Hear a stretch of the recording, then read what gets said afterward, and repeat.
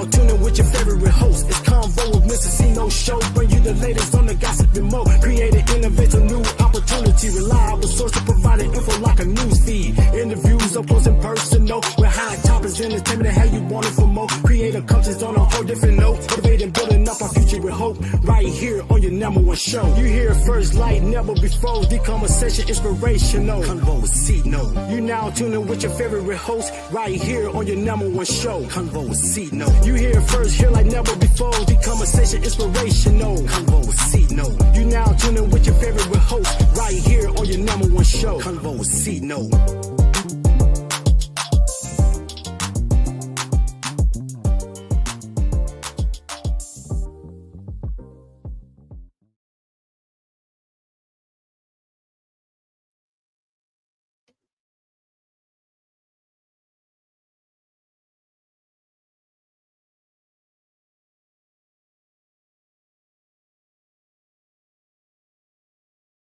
Once you do one thing, you got to do another thing. So welcome. It's your man, Corey Williams, a.k.a. CINO. I'm in the building. We got a hot show for y'all tonight. And before we do that, before we get into all the festivities, man, we got a hot guest for you. My man, Butta The Preacher, will be joining us here shortly. We ain't going to keep y'all long. We know the game on. We know all y'all got stuff going on in the Midwest. It's been raining. It was a heat wave earlier. Now it's raining. Now it's, we don't know what's going on. You don't know whether wear a coat, a turtleneck, shorts, and some rain boots, but we still here every week, man. So look, like and subscribe, share the video, and tell a friend. This is all about community, building community, and networking. And before we get started, let me bring on my co-host. Let's see if she's ready. What's going on, CINO? She ready. I think I'm ready. She ready. I'm showing a little skin today because, honey, it is hot now, okay? Hot now? It was hot all day. Well, I mean, the season, summertime has officially arrived, pretty much. It was hot yesterday. It's hot today. It's humid. Yeah. You brought that heat back from Arizona. Apparently, I'm sorry. It wasn't a dry heat, though. This is humidity. How you doing, CINO? Man, I'm blessed. Okay. I'm blessed. Yes. That's good to hear. It's Wednesday, my favorite day of the week, Wednesday. Hump day? Hump day. It's CINO and Marsha day, What's up? Yeah, I'm seeing that title up there. I'm loving it. I'm gonna still be I'm loving it. We ain't officially inked the deal yet, but we getting there, Okay, baby steps. Progress matters. Yeah. I thought you'd like that, I do. I like it. You gave me the gold coloring on the font. I like that. Okay. Well, I aim to please. We got to give the people what they want. Everybody love you. So it's like, hey, what? Everybody. It's Marsha is great. Why you look like that?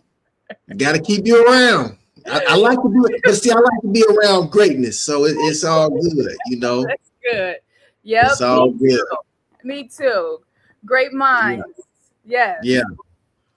So, how was your week? What's going on? What's going on with WLTH? I'm loving the promos at the studio, WLTH Studios, I should say. Looking good. People are following us over there at WLTH. They may be catching a glimpse of, some reels here of some great highlights from the show with Convo, with CINO and Marsha. So, just follow because it's so much good content here. Why not share it with the world? I mean, we have been sharing it with the world, but the world is big.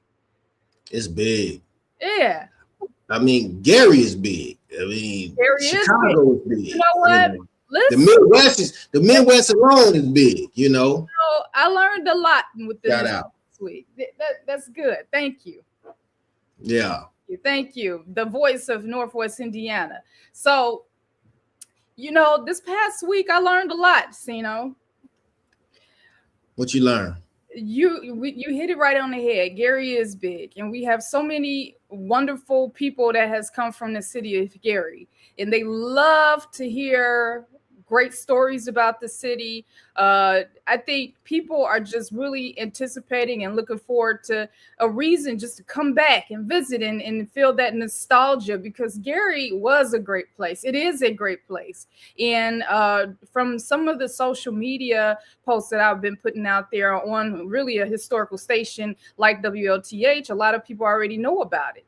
And so to see, the story like with the hot dog stand, everybody knows about the hot dog stand. And so it doesn't matter where in the world people are at, it makes them stop and look and just and have a little nostalgia and talk to other people, discovering people, finding people you haven't seen in a long time. And that's a beautiful feeling. And that's one of the good things about having social media now, because you're able to connect with each other more easily than you have in the old days. So, there's a lot of people from Gary, and there's a lot of people that love Gary. And I'm happy to see that. Yeah. Well, this brother we got coming on tonight, he is definitely a true Gary representative, national representative, but GI is, always home, so no, I ain't doing nothing too much this week. I just had just a good week, man. Just, I'm just soaking in a lot of personal development. I'm just, I'm like a personal development junkie right now. I'm listening to audios, reading books, everything. I'm just. That's what you always did. I know, but I'm going deeper. I'm going deeper. Because I want more. In order for you to get more, you got to do more, So it's all good. I want to take this thing to the next level. Take the credit repair to the next. I want to take everything is next level, 10x. So, I'm excited about that. So, but anyway, this brother who's coming on, I'm going to let you do the honors, and we'll bring our guest on. All right. Well, tonight on Convo with CINO and Marsha. How does that sound? It has a nice little ring to it. Let me start over. Tonight on Convo with CINO and Marsha, we're sitting down with the man whose life story proves that your past does not have to determine your future. Born and raised on the West Fifth Avenue, the west side of Gary, Indiana, Michael Watson grew up in a 2-bedroom home with 6 children under the guidance of his grandmother. Like many young people navigating difficult circumstances, he found himself caught up in the street life at an early age. By the age of 21, Michael had survived being shot 9 times. Then at the age of 25, tragedy struck again when he was hit by a drunk driver. But what happened next? That changed the course of his life forever. On that very day, he accepted his calling to preach the gospel. Today, Pastor Michael Watson is a preacher, entrepreneur, community leader, award-winning gospel artist, actor, mentor, and he's a 4-time National Gospel Music Award winner, became the first Christian hip-hop artist from Gary, Indiana, to have music videos featured on BET Jams and Windy City Live. Driven by his legacy, the legacy of his grandfather, Michael has dedicated his life to helping individuals battling addiction, mental illness, and health challenges, and the struggles of street life, while inspiring young people to make different choices. Tonight, we'll talk about survival, faith, redemption, entrepreneurship, music, community impact, and what it really means to turn pain into purpose. Please help us welcome Pastor. No. Let me do that over. I like to say it a little bit different. Please help us welcome Butta the Preacher. Come on in, Butta the Preacher. Yeah, watch this. This is really wicked. As I reflect. As I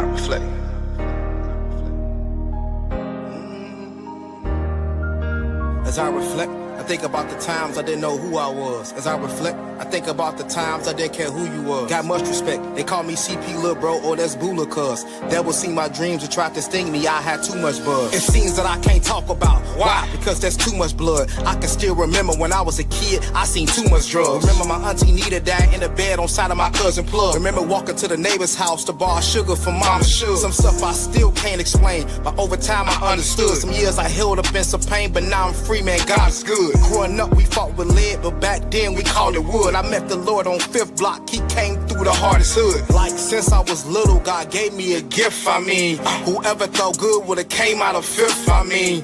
My mama a Christian, my daddy a pimp, I mean. It's a miracle that I'm still here. I remember on 5th block is where I had my struggle. The same place is where I got my muscle. I remember on 5th block, that's where I got my scars. Same place is where I found God. I remember on 5th block, that's why I seen it happen. The same place where I had started rapping. I remember on 5th block, I'm just reminiscing. Yeah, Lord came and got me out the church. I remember. What's going on? Man. My brother. Over here reflecting. What's up, my sister? Hey. Oh, man. I love the introduction. Butta the Preacher. I love how she say that. Butta the Preacher, my brother. Man, how y'all Now feeling tonight? you know I know you from the other name. You know, we met from the other name, but I'll let you tell the people, man, who you are, and welcome to the show, man. It's been a long time coming. But tell the people, man, who you are, man. A little bit about yourself. Everybody that's tuned in live, push and share us. It's your boy Butta the Preacher, known as Michael Watson, pastor, entrepreneur, recording artist, a father, mentor. As my sister Marsha, I said, she gave you the introduction of me. Just a man of many different, I believe, talents and gifts that God has given me, and just another young black man that's trying to make my impact in the world and leave my legacy by reaching souls for Christ. So I'm excited about tonight and what we willing to share. Man. Yep. Awesome. You know what? Yeah, and I'm sorry, CINO, I hope I don't want to cut you off here, but I just want to know, as a young man coming from West 5th Avenue, could you have ever imagined your life being where it is right now? No, like it could be only imagination, like a fantasy thing. Where I was at to where I'm at now, I would have had to bet money what I'll be doing in 2026. I would have lost it all because it was nowhere near. My mind was nowhere near the things I'm doing now. But when it's just the mind wasn't there, the heart wasn't there. You know, the passion wasn't there. So it just pretty much like God used the same body, but a different spirit. And it's true when he said, be renewed, you know what I'm saying, by the spirit and the mind. So that's what he did. And that's a great work to me, what he did, because now, I just see life from a whole new perspective. Yeah. Hey, Butta, and you know, when you think about your transition, man, from, you know, street life to, you know, now, you know, a preacher, like, how did that happen? Like, tell us about that transition. Like, were you, like, 'cause a lot of us, like, grew up in church. Like, I posted something today about, like, what happened to Vacation Bible School, right?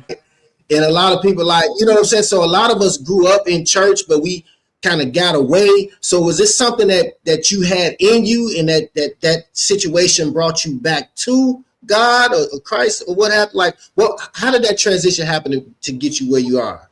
I believe it's what I was rooted in. Like I said, my grandfather's legacy is something that's been a lifelong impression on my life for what he has done. But I believe the first scripture that I ever first seen manifest itself was train up a child in the way they should go. And as they get old, they should not depart from it. And of course, I went some other ways, but I never left the foundation of my faith.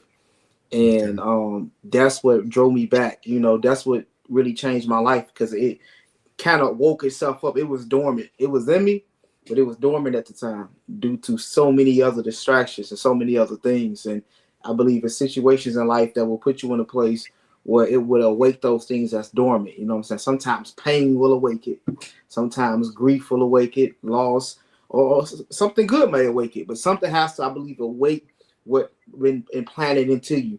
Because I know that Rome wasn't built in a day. If I planted cabbage today, it's not about to grow. So my growth and development into who I am, I was a late bloomer into it. By the grace of God, I was able to develop into the man He has called me to be. So I was rooted in faith as a child. I was living with a pastor and his wife. My grandfather was a very well-known pastor, Bible scholar, a wizard in the word. My grandmother was a Sunday school teacher, preacher's wife. So I had the foundations and principles that inside the house, but outside the house also raised me. And outside the house was nowhere near like inside the house. Outside it was dark, inside it was light. So you're looking at a kid who had no father figure, who really had a dull spirit. So I had a dual personality. You got the street life, and then you come and granddaddy passed. Now it's just us and grandma. And so now the streets is raised and taking granddaddy position. That's not what granddaddy showed us. But the streets raised me longer than granddaddy did because he passed when we were younger. So as I'm growing into a man, I mean, you got so many different decisions that you're making based off what you learned and what you saw. And I was a product of that. You know, that's really proof. It's a testimony because it proves that, you know, God is real. Mm-hmm. That's he's the good stuff is always going to outshine the negative because everything is an awakening.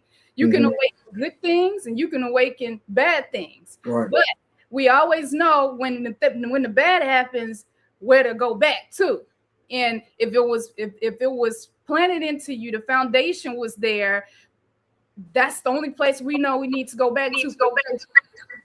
Right? Yeah. That's our safety net because your granddad put it into you, but all those things on the outside that can be awakened and brought into your life, and you can lose sight. We all of us do that. Oh yeah.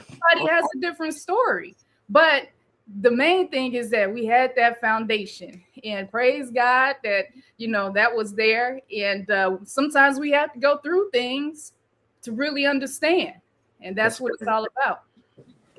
Yep. So that's exactly what happened, and I went through those things. So that transition, it happened in phases. You know, you have kid, Butta, you have the teen who was exposed to gangs. And then you have this adult who was exposed to the result and the consequences of those decisions you made as a teen. Then you have the guy who's trying to learn at a young 20-some-year-old man from those decisions.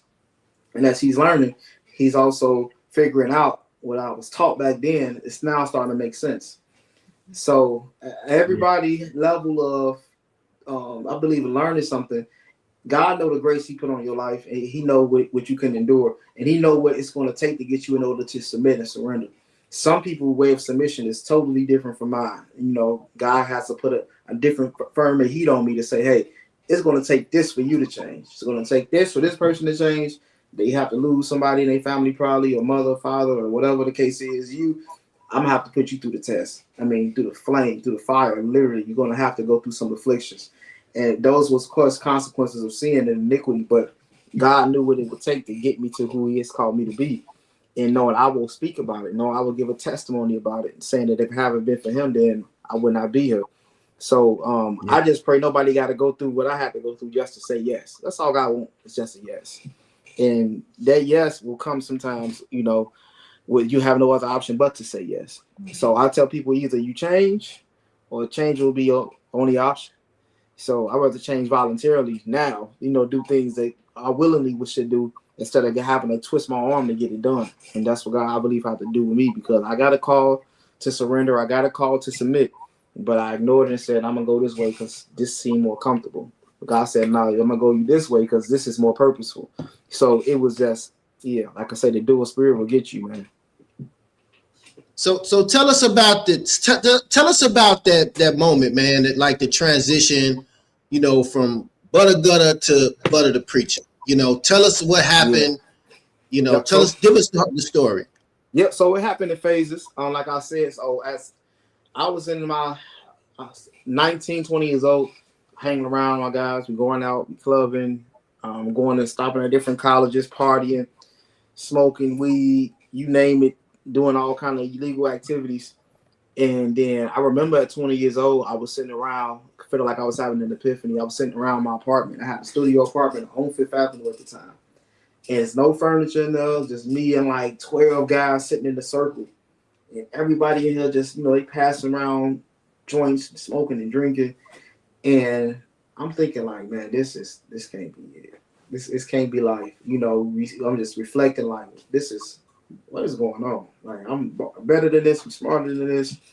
I know I can be doing so much better, but I just felt so connected to these guys. We had so much in common. We all had no father. We all dealt with violence. We all dealt with these issues that was around us. We all had the same opportunities to do the things that we felt that was better for us. So it was a trauma bond now. And I always have been a leader. I always been an advocate to do, let's go somewhere. We going somewhere.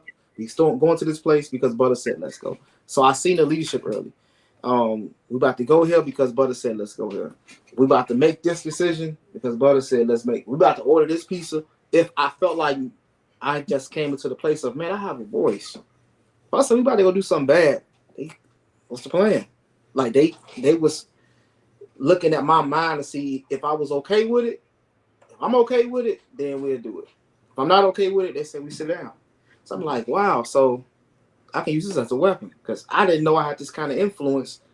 Now I see it at 20 years old. I'm like, okay, well, this is what we doing. Now we're going to be selling drugs.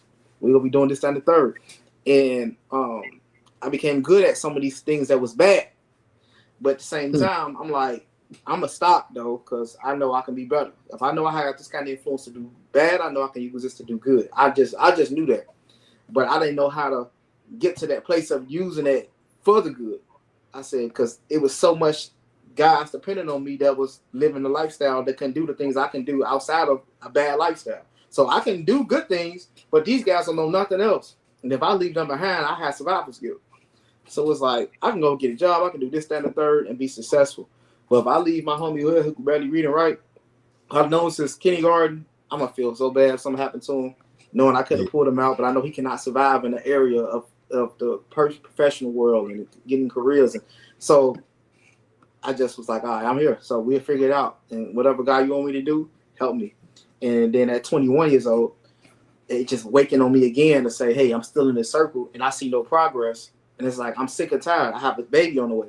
Like, this is what inspired me to change my life. And once my girlfriend at the time, said that she's pregnant, I said, okay, now I'm about to be a father. One day I'm going to be granddaddy. I'm thinking already years ahead.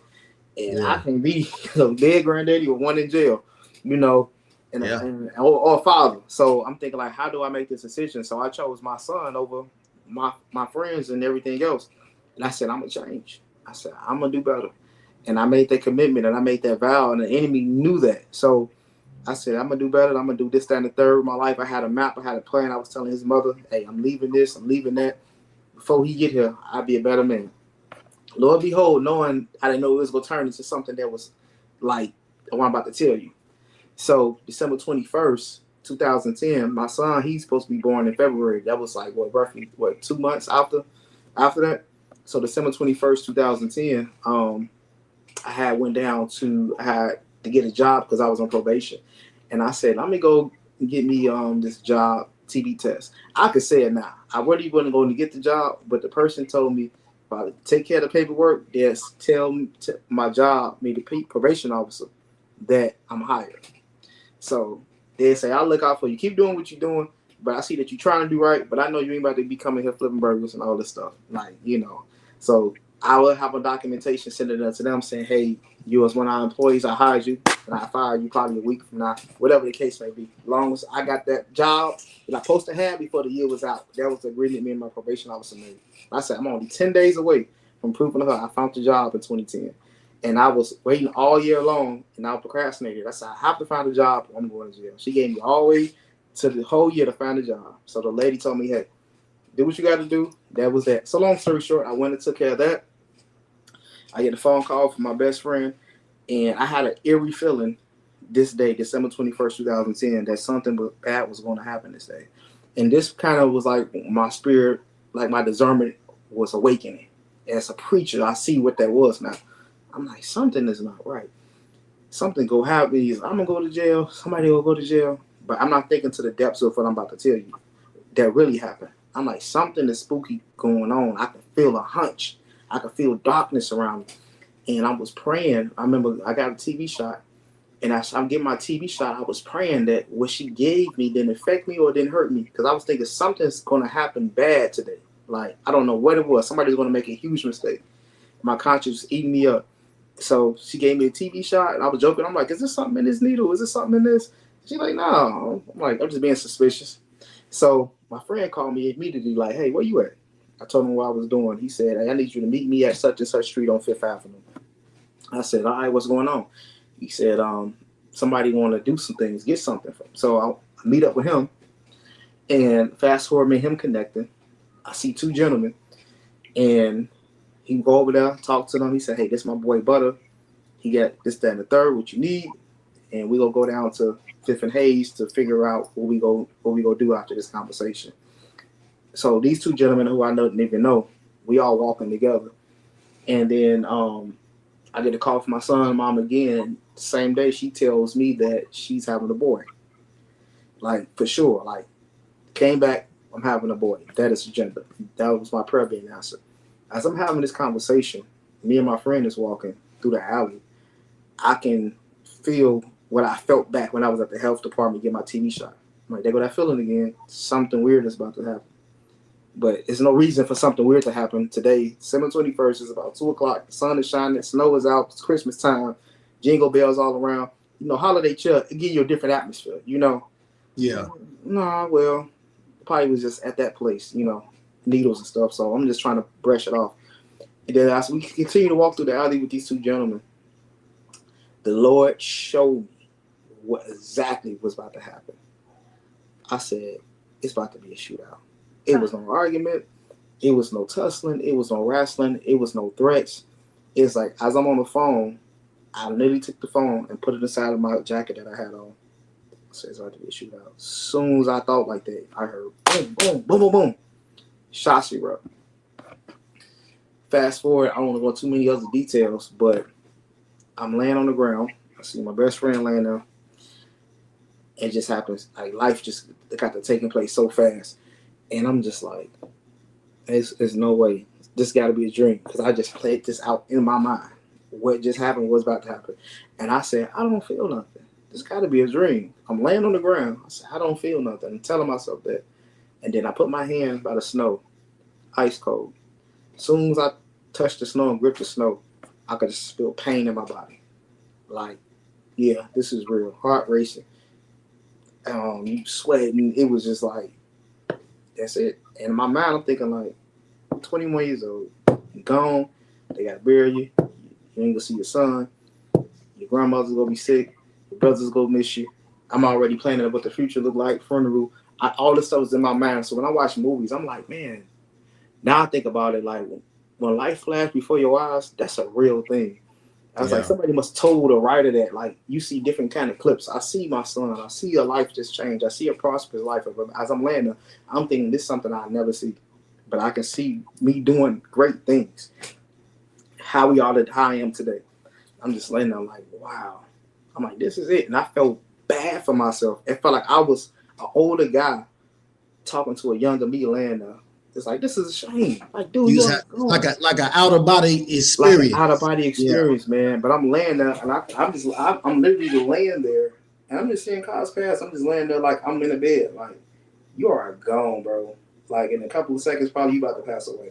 Like, you just got killed. For you don't even know. Like, this is the weirdest way to go. This is the most disrespectful. This is a disgrace. Like, this is dishonor. It's like, this is not honorable. I could have been in the Navy somewhere. Died in honor. It's like, this is all the smarts I had. And I was like, it wasn't worth it. I'm seeing friends laying there. I'm seeing guys laying there. I'm like, all these young black men just gone.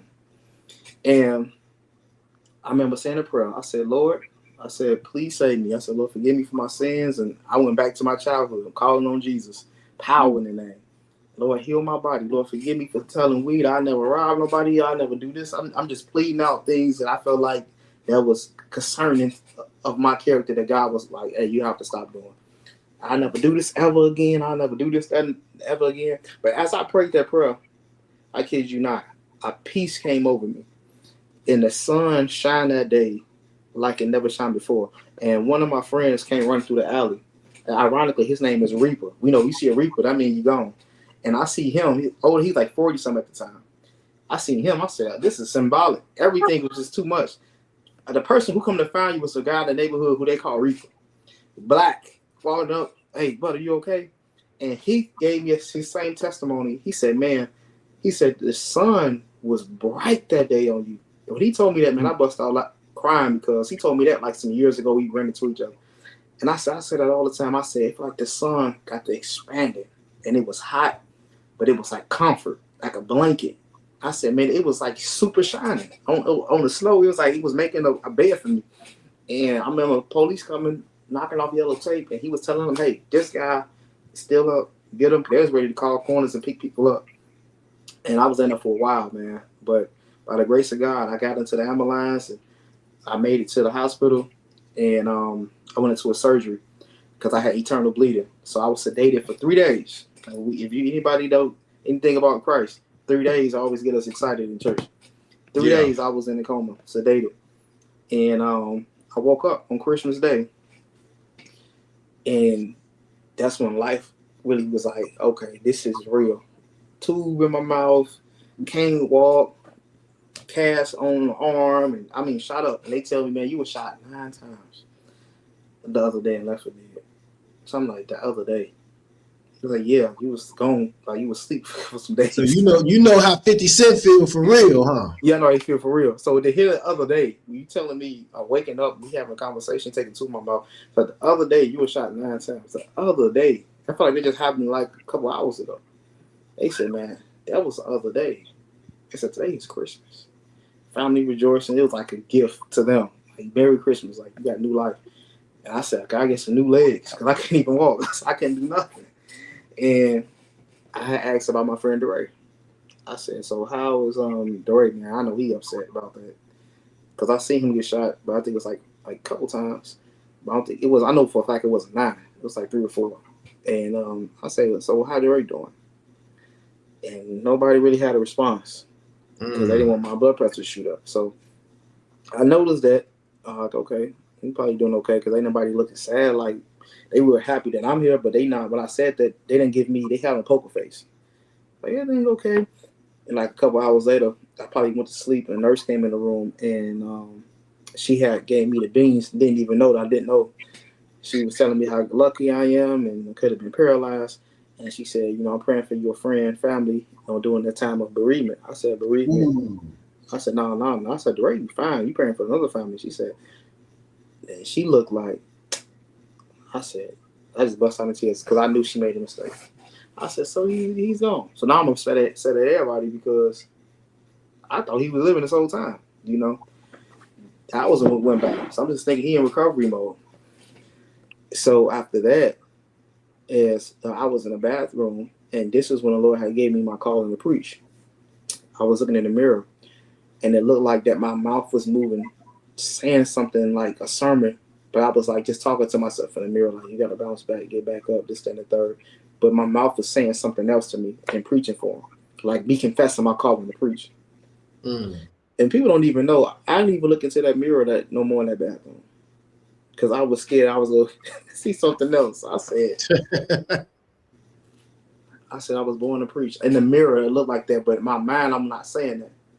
Yeah. But God is calling. So I'm grabbing a Bible. I'm reading. So people will come in my room. I got guys from the streets walking in my room to check on me. I was in the hospital for over a month.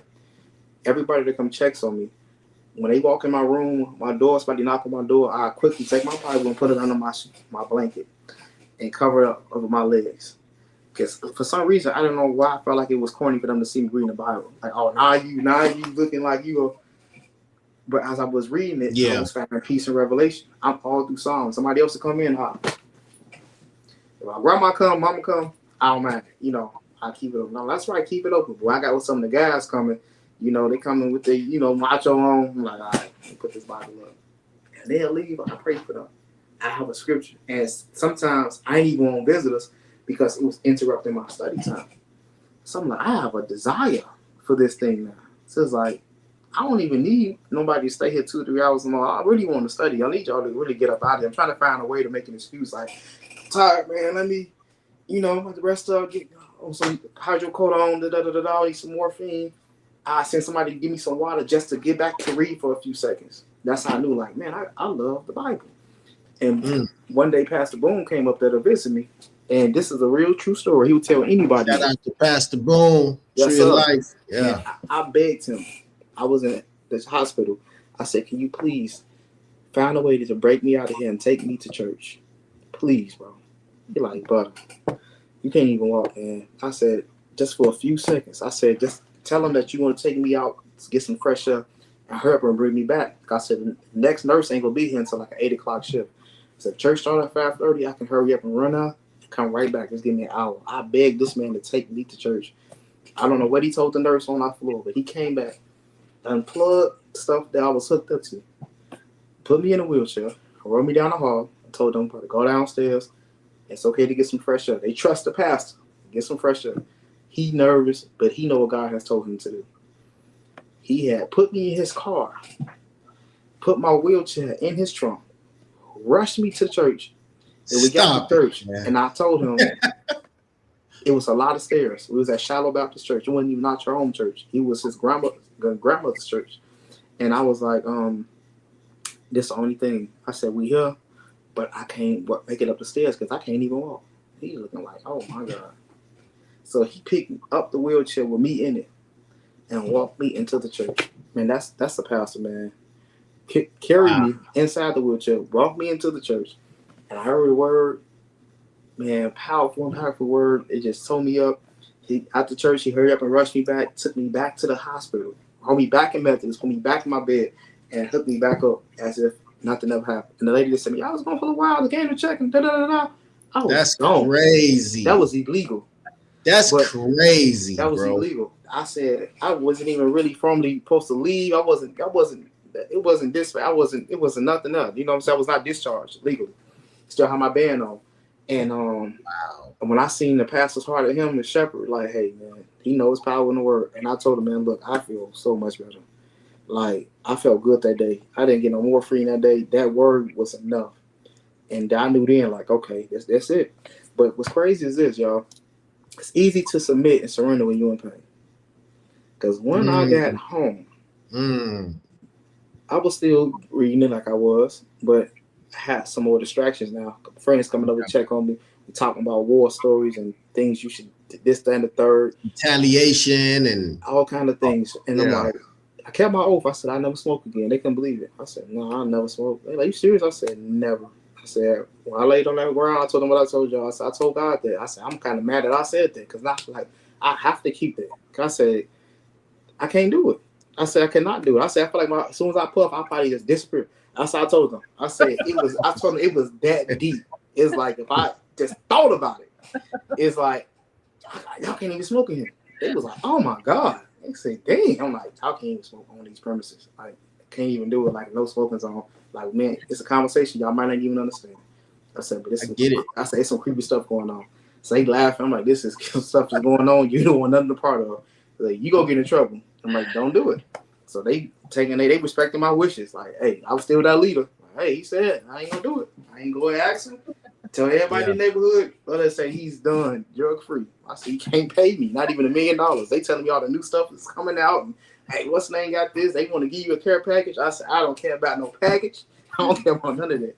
I said, I told God with 9 bullets in me, I'll never do this again. I said, I got to be a bad man to sit here and file for joint. So that they got a level of respect for me, knowing that, okay, man, you just a man, so keep your word. I don't feel like you got nothing to do with spiritual things. I feel like that's just who you are as a man. It's okay, whatever you want to say. I just know I ain't smoking. So you got shot. You started preaching. Mm-hmm. So no, I ain't started preaching yet. Oh, you didn't start preaching? Yeah. So okay. So after I started back to walk again, I started back to 9. Like, okay, well, I feel a little better now. Let me do this, stand the third. And I went back to the clubs. I went back to doing some other things, but I never indulged in like violence and drinking. But I was at the place where I said, man, I'm back walking and I'm back grooving. But when I was in pain on the bed, I was sold out. But now I'm back moving in motion in the streets. I felt like I'm going back because it's like, now where I go from here? And I took that pain. I started making that music. That's what Butta the Gutter started to develop heavy because I had So you wasn't rapping. When did you start rapping? I started rapping then, but I wasn't putting money behind it until after the shooting. So that's 2011 when I started really pushing out the music. Because I said, you know what? Let me tell this story. Let me express how I feel. I know how 50 Cent feel. Let me get this story out. It's the only way I can really vent and get these thoughts out of my mind. And those songs was violent songs. It just was a hurt kid, though, man. You know. Yeah. So I mean, the name alone, Butta Gutter. I mean, that's kind of the whole hip hop rap, gangster rap. That was that era too. You know what I'm saying? That era. We had drill music and all these things. The Chief Keef era. Those Lil Durk's guys got to coming out, but it was very violent music, man. Really demonic music. As I know now, like even though I feel like it was poetic, that's how I felt. It still was pushing an agenda. Some murderous spirit behind this music. It was real anger, real things behind this music that was not. I wasn't smiling dudes talking about it. We was dead serious. It was made out of bad spirits. You know what I'm saying? Drinking and partying. And during that time, now this is the phases of me being called to preach. So now I'm leading in the music realm. That's how me and you met. You said I got shows everywhere. We moving the group. My name is buzzing.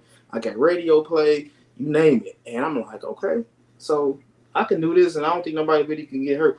But please, people was getting beat up. We fighting, rioting, and it's like, is this about to lead down the road of me having to shoot somebody? I can see the same thing. It's the rap game like, and the drug game is all. I said, and now I'm really got like something to lose because I got a son, and now I'm even more sharp and on point.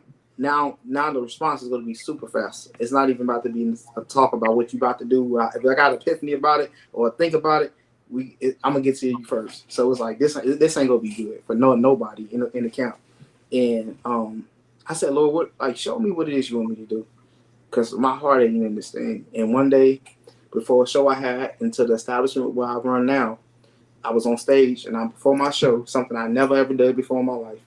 I stopped and I said, y'all, let's say a prayer. Because I feel tension in the room. I felt like the day before I got shot when I was inside the club. I said, y'all, let's pray because I feel a bad energy. I prayed in the club. They cracking up laughing. And everybody like, man, what the heck is going on? And I told them, I said, the reason I prayed, bro, because I felt that same spirit that I felt the day I got shot inside the club, that somebody was okay hurt. This wasn't even about me. This was about the nightclub scene. And then I said, it had nothing to do with me being, you know what I'm saying, drinking that night and none. I said, this is something I really feel like I'm called to do. I feel like God is calling me for something. I don't know if it's preaching, but he calling me to the church to do something. So a couple people were like, man, whatever. You know, we heard this before. Next day, my friends called me and tell me, hey, yesterday, man, you was tripping. You prayed last night. You talking about you might be a preacher. I said, man, look, I still feel that way. Now I'm sober with a clear conscience. Early in the morning, I said, I still feel the same way. 2 days later, they told me let's go out. I said, I'm fine with it. And I said, I still feel that same way. Like something that's pulling me to do something. I said, I got to figure it out. But right now, I don't want to go outside. I got to figure something out spiritually. And I called Pastor Boone and Pastor Brooks. I said, hey, I feel like God has called me to preach. Matter of fact, I told him at church. And he was like, so what you gonna do? I said, I don't know. I said, because I don't want to be in the streets and preaching at the same time. I said, I don't want to be a fake preacher. I don't want to be the one they see on TV. 1 minute he doing this, next minute he doing that. I said, I can't do both. I said, I have to pick one. I said, I will do it, but I feel like I'm going to fail God. You know, and in my mind, I'm just spiritually immature, not knowing God called the sinner. He don't call the qualified. He qualifies the call. And I'm just feeling like I wasn't efficient enough. I wasn't advanced enough. I feel like I wasn't smart enough. I just felt like I was just casting myself out of the scene. Like, Lord, there's no way you can use me with this background, with this mentality, with these people around me. There's no way I can focus and study and be leading somebody in a way of preaching the gospel. But he said, I'll call you anyway. Like, figure it out. When you gonna say yes? The Lord did not change his answer. So July 23rd, 2014. Now this is like 3 to 4 years roughly after my shooting. I said, Lord, whatever it is you want me to do, show me and I'll do it. I said, wherever you want me to go, show me and I'll go. I said, wherever you want me to be, show me and I'll be. This is July 23rd, 2014. The next day, I had hair at the time. I took my hair down. I said, I'm going to get my hair braided up and this, that, and the third, and get myself together to go talk to the pastors and let them know how I feel. That same day, I get in my car. I'm driving, brand new tires. I get a flat tire. I get out, check it. I see where it was. Okay, I just need some Fix-A-Flat. I take some Fix-A-Flat, put it inside the tire. As I'm putting a Fix-A-Flat inside the tire, once again, that same hunch that I had in 2010 just came out of nowhere. As I'm thinking, I just, boom, get hit. I'm thinking, I just got shot again. Because this time I'm laying on the ground. I see blood. I can't move. My head is banging. Like somebody just shot me in the head. I don't know what's going on. I just felt like this time, this is it. But for some reason, I felt the peace because I said, man, I felt like I'm doing better than what I was. And as I'm laying there, people like, don't move. Like, you was just hit by a drunk driver. Like, I'm outside the car. People think I was driving. I was outside the car when I got hit. So it knocked me all the way. I thought you had a crash, an accident. I didn't know that. Nah, so when I get in interviews, people know like, oh wow, yeah, I was hit. Like this is all came from real impact. Yeah, I remember you were very vocal about the accident and really use that as a kind of absolutely stairway to like, hey, look, not to shoot him, but it was more to me, outside looking in, to me, it was like the accident, almost like a Kanye West type of deal. Absolutely, man. That's what it reminded me of. And land there, I remember being airlifted in a helicopter, and man, I flatlined. They brought me back to life in Christ African Hospital. They said, man, you flatlined. We had to keep you up because we don't know what happened because of brain trauma. We don't know what's going on. But the guy asked me check my cognitive. He said, let me see your speech. Do you know what today is? Do you know what your name is? Do you know what time it is? Do you know what year it is? Month it is? I hear him saying all these things. I know what he's trying to check for because I've been in this situation before. So first thing I said, because I said I ain't got enough strength to talk too much. I said, I am a preacher. That's the only thing I told him. I said, I am a preacher. I kept telling him, I said, I am called to preach. I am a preacher. That's me confessing my calling to the doctor. He just, he thought I was out of it. But I know what he asked me. But I just want to be clear that came out of my mouth. I said, if I die on this table, Lord, I had to confess. I might not preach a sermon, but this moment is one.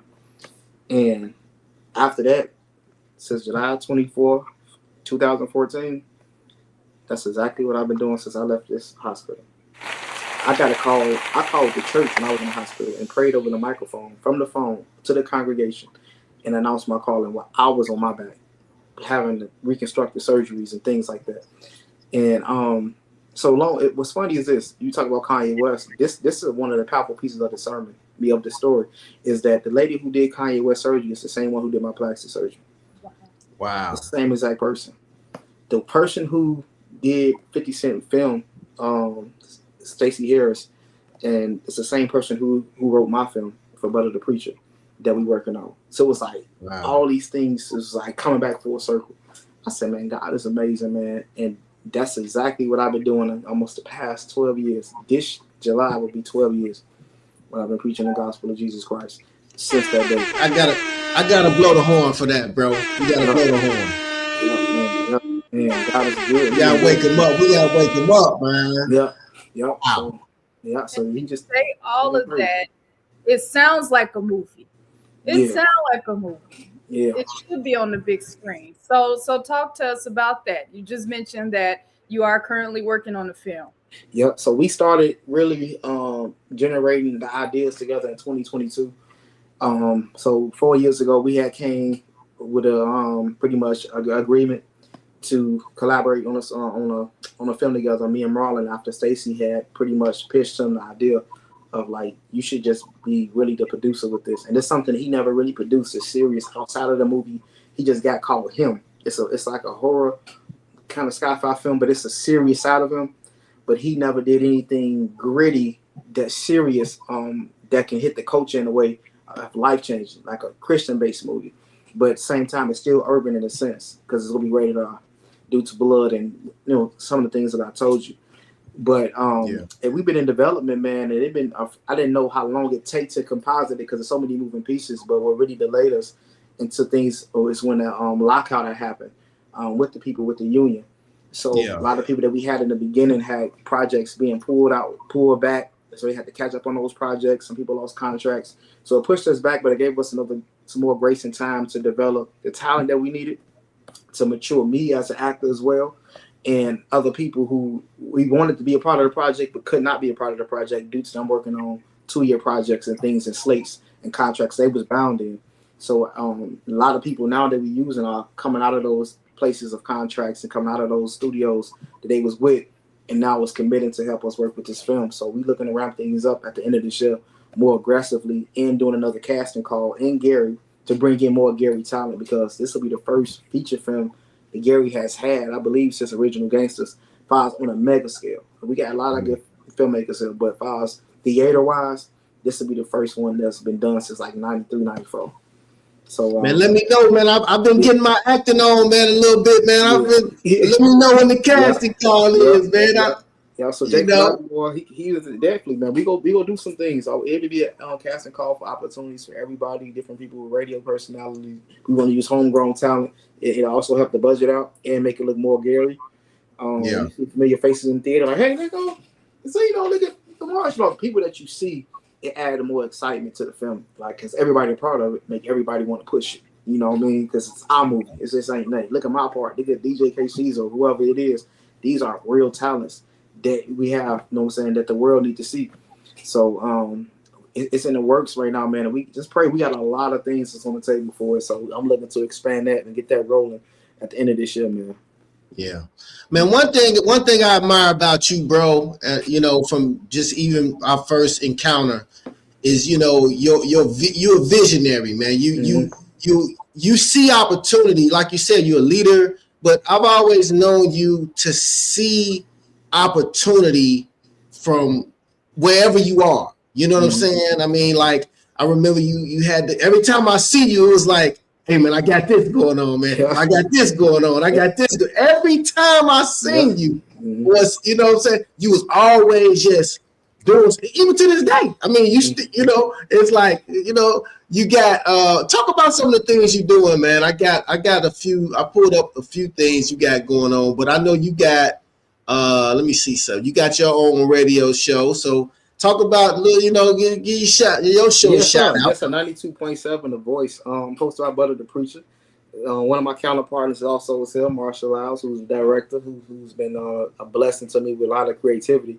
So The Voice is a segment that I put on every first and third Sunday from 10 a.m. to 10:30. So 30 minutes of power, of prayer, proclamation, and get people to come in. They can call in as well to get prayer. But most importantly, I'm bringing a word to those who sometimes can't even make it to the church, or giving a word to those who on their way to church, get the morning started, or those who at work. So I want to create a network in a way to, reach the gospel outside the four walls. And I know radio was a powerful tool. So this is something that I'm working on. This is one of my babies that I'm growing. So The Voice is definitely about to be, it's already worldwide, because we have an app that you can listen to. That's WLTHradio.com. You can download the app to tune into the show every first and third Sunday at 10 a.m. It's going to be a powerful word that's coming forth from me. So that's what I'm excited to really nurture up in this season, man. It's getting this on and getting this radio station out, The Voice. I love it. That's a perfect name for your show, The Voice, because you are that voice, particularly for younger people, like baby butters, right? Yeah. There's a lot of baby butters out there. Yeah. Right? And so, let's talk about that. Let's talk about how we can help change the trajectory of all those kids who had that same exposure and upbringing lifestyle that you had. Yeah, so I believe we have to really carve out the time and sit down with these children, man.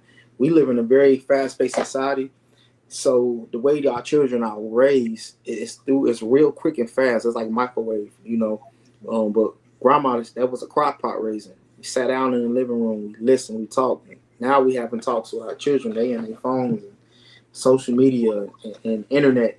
And those influences are raising them, and we just hand it over to them and say, hey, there you go. They live an AI-generated life. And we have to really carve out those things, man, and really sit down, go back to the basics, have family discussions, sitting at the round table, it's something I believe that's medicine for a family. When the last time I didn't walk into a home and seen the head table had the father there or the mother and somebody sitting there and the kids surrounded at the table with no phones, but having discussions about how life is going. You know, we don't care like we used to care. We don't love like we used to love. And love is the medicine that this world is missing right now. And if we can push that out to our youth and show them that we care and bringing them on these journeys with us, I don't care if you got real estate, do a ride along. You know, if you got time to bring somebody in a job, landscaping, like do ride along, bring people in to see, they can see things happening and have a more conviction to do it, because we telling these kids what to do, but we live in that world, we have to show them what to do. And it's easy to say don't drink, don't smoke. It's easy to say don't do this, don't do that. Easy to say don't club. How you going to say that? And grandma, she clubbing. You know what I'm saying? How you going to say don't drink and they come in the house and you drinking, no smoke? So we saying all these things of what don't do, but they seeing something different. When I grew up, if my grandma said don't do something, she'll show you because she don't do it either. My mother said don't do something, they'll show you because they don't do it either. But we live in a contradictory era when people are doing things, they trying to teach people what not to do. Like, that's not cool. Like, leave that alone. Put that thing down. How you doing it? You come in the house still. I know you grown, but you showing me you have 4 or 5 different people walking in here.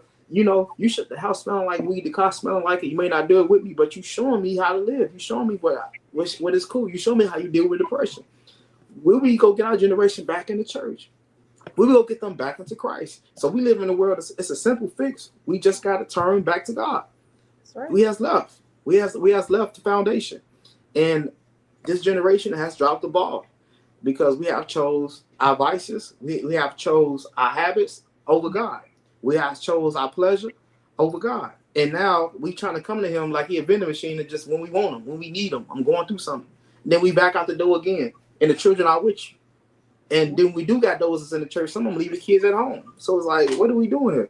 Like, we have to pick this generation up. It's like after we put them down, we just left them alone. So my job is to come in and be that big brother. I'm trying to get this bus going. Come on. I can find you through the music, coming through the music. I can find you through the radio. Let me bring you through the radio. I'm creating different outlets to go fishing. That's all I'm doing. And I just want to do it one track every Sunday in 4 walls, and that's it. So how can I reach the world if I'm only in one place? And that's what I want to do. Tell us about speaking of the music. Tell us a little bit about the music, some of the things that you've been doing, and what any upcoming projects you got. That video was, I mean, your music is off the chain, man. I mean, appreciate it. Wonderful. Message is still real. It don't seem like gospel music. It seems like real music. You know what I'm saying? Like, it don't. I don't want it to sound like something where you got to bring a tambourine out. I wanted something that can fit that particular crowd and culture. There's so many different facets of ways of preaching. I'm not taking away the message. I just changed the method on how I reach that person. And you're using your story, your testimony. Mm-hmm. You know what I'm saying? It's all original. It's all prayed over. It's with a better spirit. It's something that's inspiring. So I'm telling you how God has brought me from my music. And it's so many different songs I have. But I dropped an album called Chapter 1 in August of last year. Well, technically, I'm sorry, not last year. August of January of this year. I dropped Chapter 1, and it's been flowing good to the point of now I'm nominated for Christian Hip Hop Artist of the Year, Album of the Year, and Song of the Year. And this with the Music Choice Awards. So it will be held in Atlanta.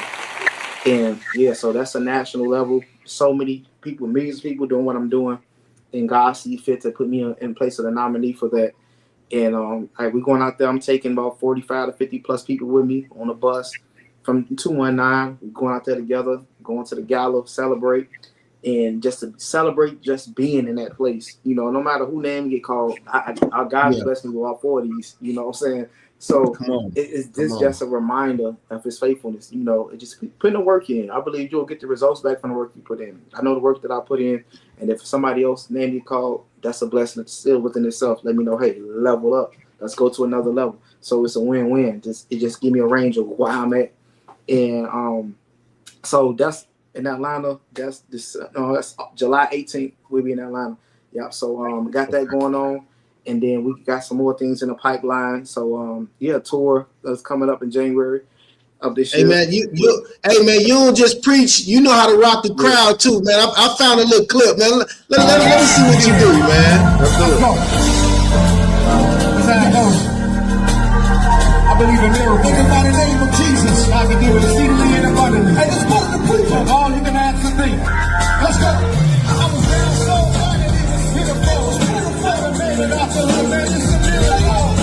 I ain't even really reached my pinnacle. It's something in my heart because I'm spiritual. You know you looking at it.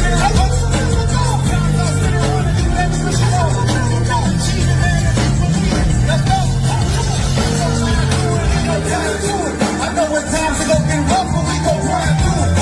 My brother, he can hold our home, shit don't touch the road. Just in case when it get dark, then we gon' shine through it. I do it, girl, we get more hard than what's gonna make me out. Got my shot, soon I bought that camera truck to take me out. Let's go! Every day he got me down and make me down. Let's go, man! Let's go, let's go! Right up, walk out the door, my voice is out. We got this one fixing me, I'm trying to see my going out. I was trying to be up there and rest me up. You should have seen it. I'm a hole in the breeze. I'm a break the lead. I'm a I'm a miracle. I'm proud about it. Never had no doubt about it. Gotta be a friend about it. Oh, yeah. Gotta keep your word every day. What's up? You know it's about it. Oh, come on.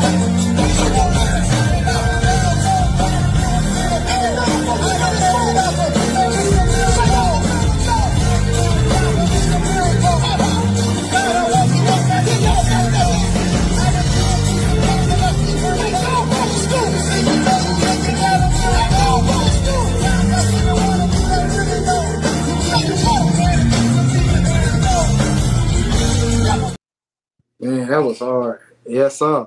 That was at the shout out man to Ed McDermott, man. That was at the fest they had, and I was the first Christian hip hop artist he brought out there at the Hammond Fest that he do every year.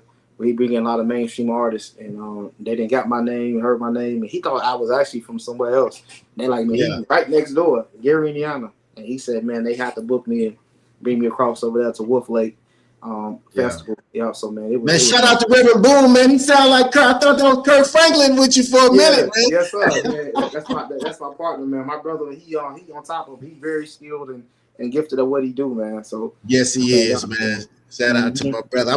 We got to get him on soon. I saw him a couple weeks ago, man. We gonna connect too. I'm gonna sit down with him too. Absolutely. Yeah, he one of a kind, man. Yeah. Awesome. Man, this is such a powerful, empowering story. Yeah. I mean, I could have just grabbed a bag of popcorn and just listened to you talk. Wow. Because, your story, I mean, to go through it is one thing, but to be here now, to be able to tell it and share it with the world and help change lives is just a true testament of what God can do for us. And I'm grateful that we have you amongst us, and you're doing the work of the Lord. So thank you. Man, thank you. Thank y'all, man. I appreciate y'all. Okay. Yeah. And you got another business that you got going on too. So promote your business too. I know you got to. Yes, sir. Still in Spice Caribbean Cuisine, 752 Broadway, Gary, Indiana. We are open, man, Monday now through Sunday. So 7 days a week we are open. We open Monday through Friday at 12 p.m. to 10 p.m. On Saturdays, we're open to 5 to 10 p.m. And on Sundays, we open from 6 to 10 with live band. So that's Monday through Friday, 12 to 10. Saturdays, 5 to 10. And Sundays, 6 to 10 with live band free. So we're bringing the different cultures to Gary, Indiana, downtown area. So great foods. They got seafood. You got the chicken. You got the soul food. Combination of different various cultures in that one place. So, man, look, music, everything, food, music, and fun go together. And we just want to bring people together through fellowship with food. That's Still in Spice, man. It represents the city. We got a lot of celebrity guests come through there. Jason Weaver, we know who played Michael Jackson in the film, coming up as a kid. He's a voice of Lion King Simba. We had the Marlon Wayans come through, Jacob Lattimore, Eric Bellinger. Man, a lot of celebrities stop by there, and they, Mindless Behavior R&B group. And that's good to see them stopping by in Gary to get lunch. So yeah, every Friday we see Fish Friday, 20% off catfish dinners. Man, look, we just want to get things that's affordable, things that's good, and things that, like I say, bring people together, man. Man, you done made me hungry, man. I need to ride on down to y'all over right now, man. The game off.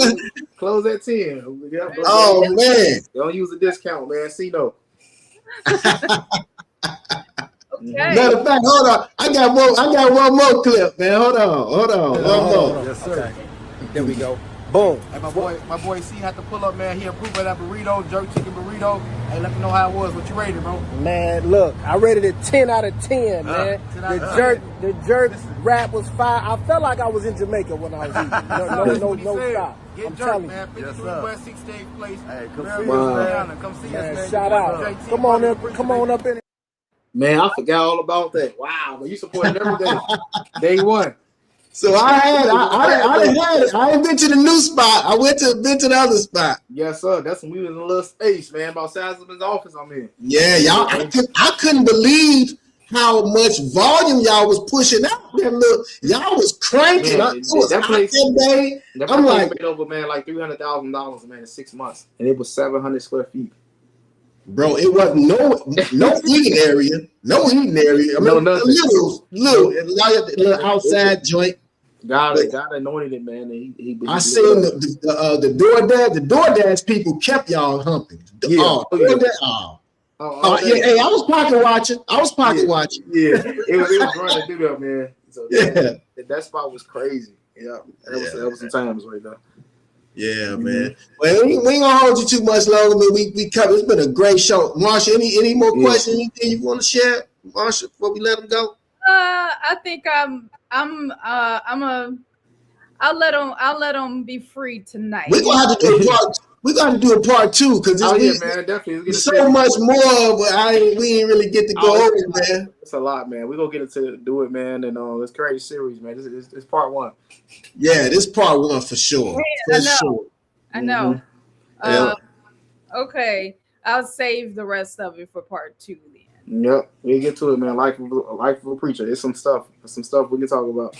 And I'm sure the next time you're gonna have something else new going on. So I thought I was busy. You got me. You got me way beat, bro. Oh yeah, man. Look, let's roll, man. Like I thank God for y'all taking the time out y'all day to put me on your platform. I pray God continue to bless it, to breathe upon it, man, and take it, man, leaps and bounds in the name of Jesus. Jesus' name, amen. Yes, amen, brother. Amen. Appreciate you, my brother. Yes, sir, man. Much love. Love y'all, man. Appreciate you. All right, man. Love you too, bro. Some food tomorrow. Come on. Let's do it. Good. I love the food over there. Y'all check it out. Still in Spice. You ain't got to travel far, right? Mm-hmm.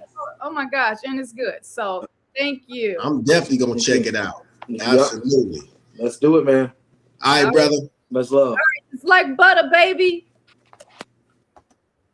Okay. Wow. Woo. I know, man. That was man. Listen. It was. I know you and Butter worked together, but you didn't. I'm sure you learned some stuff about his story today, right? Yes, I did. Yeah. Yep. Yeah, me too, actually. And I've been knowing him, Okay. Yeah, man. He's. You see, you hear the story. It's hard for many to believe or wrap their mind around, but there's evidence. You can only do so much, and then the God can sit us down. He can try to sit us down so many times. I'm showing you a sign, and it's up to us to listen. And Butter definitely said, "Okay, Lord." You know what I found funny in there? He said when he told his friends that he couldn't smoke weed. Some crazy stuff going on. It was like I don't know if you heard that part. Okay. It was like he was in a scary movie or something. Yeah. Right? It was like, man, I can't do that because something crazy going on. If I do that, something I'm gonna blow up. Yeah, I'm gonna disappear. Poof. Right. Man. But it'll do that. When you go through things, you definitely be scared. It's like a kid. You're getting your butt whooped for doing something you weren't supposed to be doing. And that's the whole point. You get your butt whooped, you ain't supposed to do it again. So there. Yeah. Well, my thing is too, when you ask God to give you something or remove you from something, don't go back. You know what I'm saying? If you're in a messed relationship, hey man, God, and He got you out of it. Now that's on you. You go back to it. You mean? Yeah. And we do that because it's something that we're familiar with. But the key is God wants us to be familiar with Him. Yeah. Absolutely. More familiar with Him, not familiar with you're used to, what you're comfortable with. He needs you to be familiar with him, because that's taking you away from him. That's right. You. Come on. Marsha the Preacher. Marsha the Preacher. I see. Marsha the Preacher. We all have our vices. It become an addiction. And it's for us to deal with that. We all have something that we're fighting. And what are you going to do about it? Marsha the Preacher. Okay. Marsha the Preacher. We got it. Hey. On a serious note, though, Marsha, before we get out of here, I wanted to touch on this subject. It's been making national news. Let's get the people this real quick before we get out. Tonight, emotions boiling over outside the courthouse. Protesters in each other's faces, some openly weeping. And for others, relief that justice was served. You think this is justice for Austin? I believe so. As a Texas jury finds 19-year-old Carmelo Anthony guilty of murder for stabbing 17-year-old Austin Metcalf at a high school track meet last year. You will never, ever disrespect a black woman like that. Numerous witnesses said Anthony instigated the confrontation, the prosecution calling his actions unjustified and intentional, telling the jury, you don't get to meet a shove with a stab, especially if you provoke the shove. In closing arguments Tuesday, the defense again tried to portray Metcalf as the aggressor, that he made physical contact first, and Anthony defended himself in a split second of chaos. What was it like? What was it like? When the verdict was read. I feel like it was designed to protect white people, the system, and it was not designed to protect black people. It's self-defense. Supporters of Anthony have raised concerns for a fair trial after no black people were seated on the jury. Inside the courtroom, tears from both families. Anthony's mother described as weeping, later asking the court to please have mercy on my son. And Ryan Chandler joins us tonight live outside the courthouse. Ryan, do we know anything about the sentencing? Well, Tom, we can tell you that Anthony was in tears as the jury left to decide his fate. He faces up to 99 years in prison, though his defense is asking. Wow. So that's what's going on. Very unfortunate. Yeah. Just wanted to touch on that, give the people, an update on that. And I think they're going for an appeal. They're going to try to appeal it. But the guy, they got into it. He stabbed the guy. The young man died. And I don't know. It's real touchy. Yeah, it is. Oh goodness. And then there goes that conversation about black or white, right? Yeah. So if it was two black guys, it was two white guys, so yeah, we got that in the mix too. So yeah.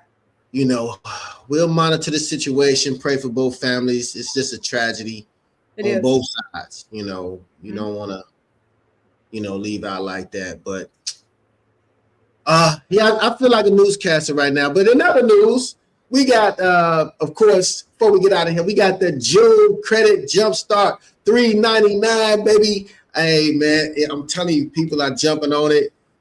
We get great results. In 90 days, we can get you right. So, again, it's the CINO Solutions Credit Repair Special, only $3.99.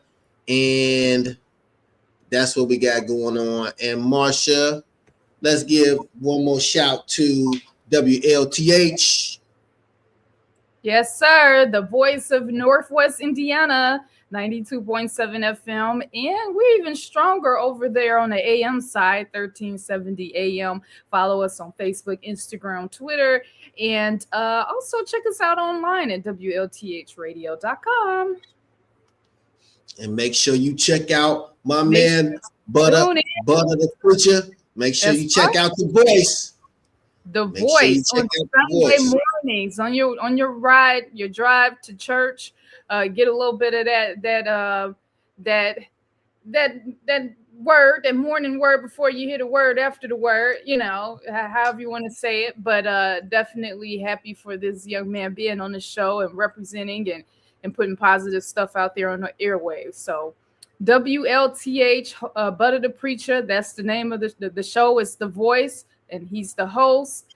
And check him out. He did mention that there's an app, so download that so you never miss it. Every first and third Sunday. That's right. Well, it's been a good show. It was an excellent show. Excellent. I don't know what to do with all this excellence. Man, just stay tuned for next week. That's all. So we have something lined up for next week already? Yeah, no, I'm curious. I'm like, okay, what else? No. And so, if speaking of that, if you want to be a guest on Convo with CINO, tag somebody you think that would be a good guest for Convo with CINO and Marsha live each and every Wednesday. So again, make sure if you got somebody you want to see, somebody that's doing good in the community, somebody's got a great testimony, make sure you tag them, hit us up, Convo with CINO and Marsha live each and every Wednesday, and we'll get them on the show. So Marsha live, I like that. Marsha live. Okay. Yeah. I'm sure you did. Yeah, you've been on me for a while. And Marsha Brady. Okay, had to hit you with the Marsha Brady because you was acting like Marsha Brady. Okay, I'm done. You're about the only person left that knows about the Brady.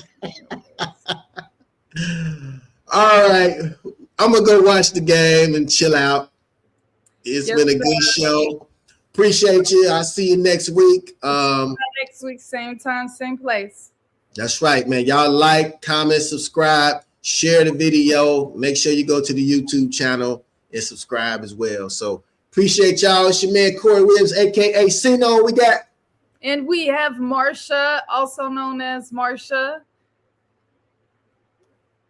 Thank you for listening. Thank you for tuning in. All right, and we're going to leave y'all out with a little bit more from my man, Butta The Preacher. We out of here. See y'all next week. Peace.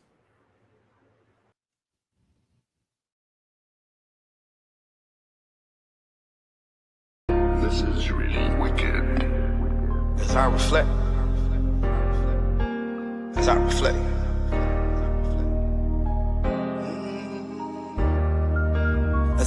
I think about the times I didn't know who I was. As I reflect, I think about the times I didn't care who you was. Got much respect. They call me CP Lil Bro or that's Bula cuz. Devil seen my dreams and tried to sting me. I had too much buzz. It's scenes that I can't talk about. Why? Because there's too much blood. I can still remember when I was a kid, I seen too much drugs. Remember my auntie Nita died in the bed on side of my cousin Plug. Remember walking to the neighbor's house to borrow sugar from Mama Sugar. Some stuff I still can't explain, but over time I understood. Some years I held up in some pain, but now I'm free, man, God's good. Growing up we fought with lead, but back then we called it wood. I met the Lord on 5th block, he came through the hardest hood. Like since I was little, God gave me a gift, I mean. Whoever thought good would've came out of 5th, I mean. My mama a Christian, my daddy a pimp, I mean. It's a miracle that I'm still here. I remember on 5th block is where I had my struggle. The same place is where I got my muscle. I remember on 5th block, that's where I got my scars. Same place is where I found God. I remember on 5th block, that's why I seen it happen. The same place where I had started rapping. I remember on 5th block, I'm just reminiscing. Yeah, Lord came and got me out them trenches. I remember on